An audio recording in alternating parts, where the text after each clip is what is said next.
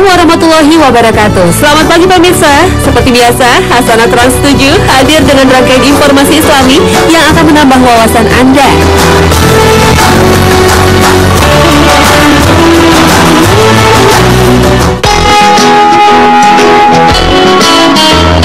Khitanan atau sunat memiliki arti memotong preputium glandis atau kulit yang mengelilingi alat kelamin laki-laki.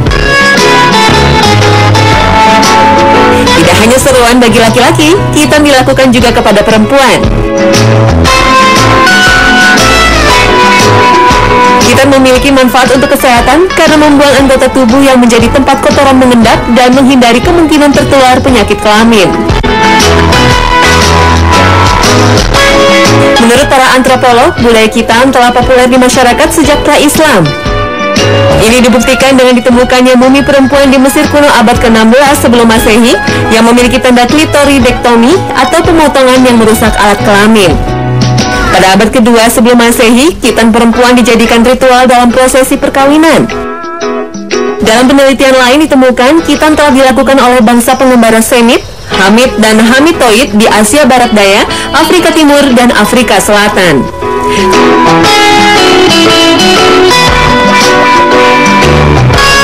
Sementara di Indonesia, salah satu koleksi Museum Batavia di Jakarta adalah sebuah benda kuno yang memperlihatkan bentuk zakar yang sudah disunat. Selain itu, beberapa ahli juga menemukan relief dan patung-patung peninggalan tentang upacara penyunatan ribuan tahun silam. Pada masa itu, penyunatan lebih pada tujuan upacara pengorbanan untuk para dewa dan simbol perlawanan rasa takut pada roh jahat. Di Yucatan dan Nicaragua, darah orang yang disunat dioleskan pada patung berhala oleh pemuka agama. Sedangkan di Afrika, upacara sunat dilakukan secara massal dengan harapan agar memperoleh berkah yang lebih besar. Islam datang pada masa sesudahnya untuk meluruskan kesalahan yang melatar belakangi budaya khitan. Khitan atau sunat merupakan ajaran syariat Islam yang berpangkal dari milah atau ajaran Nabi Ibrahim alaihissalam. Khitan dilakukan saat Nabi Ibrahim alaihissalam berumur 80 tahun. Kewajiban mengikuti milah Nabi Ibrahim alaihissalam ada dalam surat An-Nahl ayat 123 dan Ali Imran ayat 95.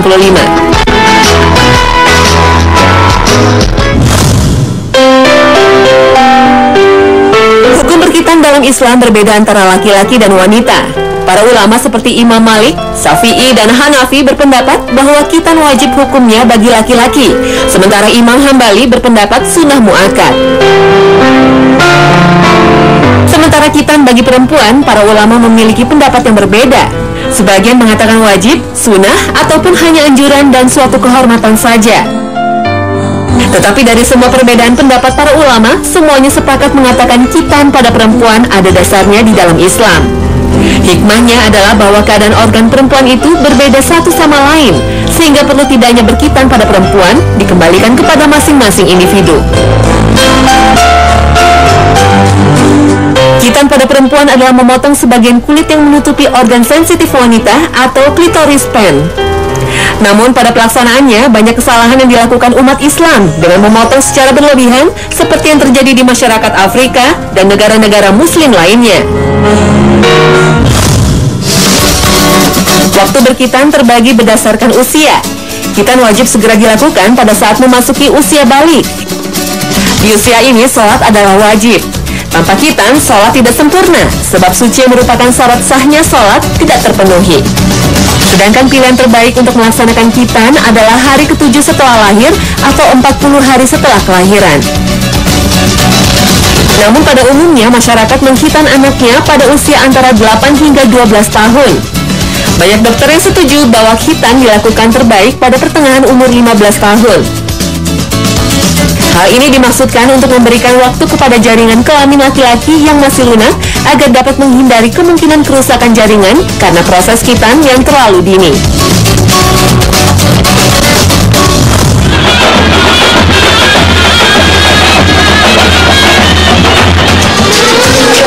Khitan biasanya diakhiri dengan walimatul i'zar atau perayaan khitan. Ini dilakukan dengan tujuan menghibur anak agar dapat melupakan rasa sakit karena dikhitan. Walimah khitan boleh dilakukan dan hukumnya sunnah mendatangi undangan seperti undangan lainnya. Namun perayaannya tidak boleh berlebihan dan bertentangan dengan syariat Islam. Bentuk perayaan khitanan di beberapa tempat berbeda-beda. Seni budaya yang disisipkan di dalamnya menambah keragaman hiburan yang disajikan.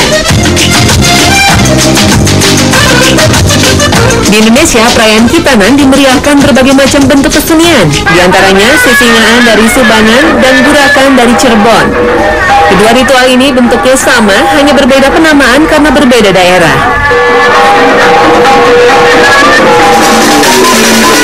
Ritual sisingan menggunakan replika singa, sementara ritual gurakan menggunakan buruk dan binatang lain yang bisa ditunggangi anak yang dikhitan. Sang anak yang dikhitan lalu diarak berkeliling diiringi tetabuhan.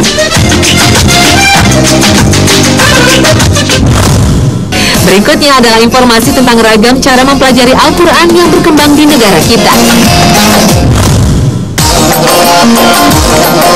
Setiap umat muslim diwajibkan membaca dan mempelajari Al-Quran.